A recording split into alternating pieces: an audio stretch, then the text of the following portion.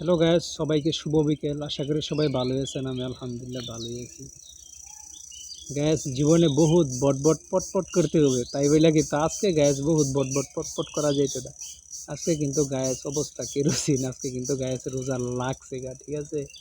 দেখেন গ্যাস আমার মুখ দিয়ে রাও বাইরেতেছে না, বহুত কষ্ট হইতেছে। আমি যে বক বক পক পক করি, তারপরে আমার ভিতর দিয়ে গ্যাস কথা বের হইতেছে না। আজকে কিন্তু গায়ে প্রচুর রোদ গেছে, প্রচুর রোদ, ঠাডা পড়া রোদ গেছে। দেখা গেছে রোদের ভিতরে আমি কাজ কাম করছি, বাইরে গেছিলাম, সেই জন্য গ্যাস কেঁচা গেছে আজকে। তার চেয়ে বড় কেঁচা গেছে গ্যাস, সেহরির ভিতরে আমি কিন্তু খাইতে পারছি না ঠিকঠাক মতো। দেখা গেছে আমি এক ঘরে ঘুমাই, আম্মা ডাক দিছে, কয়েকবার ডাক দিছে 4টার সময় উঠা। আমি কি আর উঠি? আমি কে ইচ্ছা ঘুমাইছি, আমি ডাক শুনি নাই। ঘুমাইছি হলো 3টার দিকে, উঠমু কেমনি? তারপরে উঠলাম কোনো রকম করে, সেরে 10 মিনিট আগে, এই যে 10 মিনিট সময় আছে। পরে 4টা লাউয়ের তরকারি দিয়ে খাইলাম, লাউ না কুমড়ার তরকারি। তারপরে দুধ দিয়ে 4টা খাইছি। তারপরে কইতাছে দুধ খাইতেছি, দুধ দিয়ে ভাত তো নাই, বলতেছে চেরি খাওয়ার সময় শেষ হয়ে গেছে, আপনারা খাওয়া দাওয়া বন্ধ করুন, বন্ধ করুন, বন্ধ করুন। তখন কি আর খাওয়া যায় না? পরে আর খাইতে পারলাম না, পানি দিয়ে গলদকরণ কইরা শেষ দিয়ে দিলাম। পরে গাইস এই যে সারাদিন এই অবস্থায় চলতেছি গাইস, হালকা পাতলা খাইয়াই আজকে গাইস রোজাটা করলাম। আজকের রোজা গাইস একটা ফাটাফাটি রোজা হয়ে গেছে। ভিতরে ভাবছিলাম যে রোজা থাকতেই পারবো না। দুপুর, যখন দুপুর হয়ে গেছিল, তারপরে গ্যাস বাড়ি থেকে বাইরে চলে গেলাম, যে বাড়িতে থাকলে আবার কখন গন্ডগোলটা বাজাই দিই, দেয়া যাবে গন্ডগোল বাজাই দিয়ে খাইয়া বইয়া রেখি।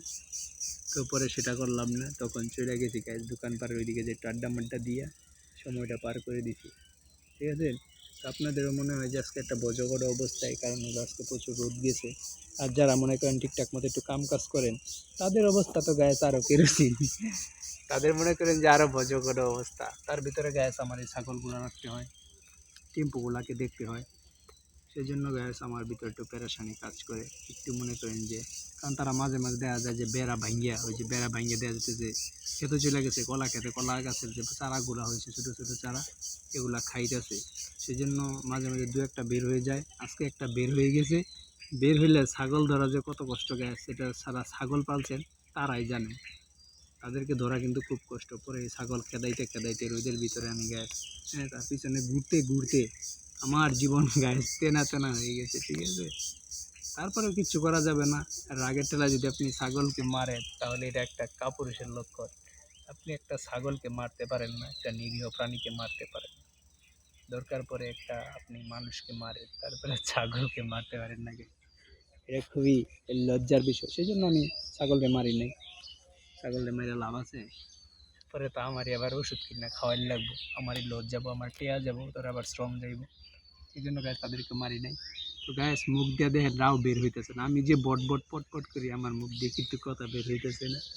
সবার কাছে গ্যাস দোয়া চাই, সবাই ভালো থাকেন, সুস্থ থাকেন, বেশি বেশি ইবাদত বন্দি করেন, আর আমার জন্য দোয়া করেন। আমি আপনাদের জন্য দোয়া করি। Good bye, tata.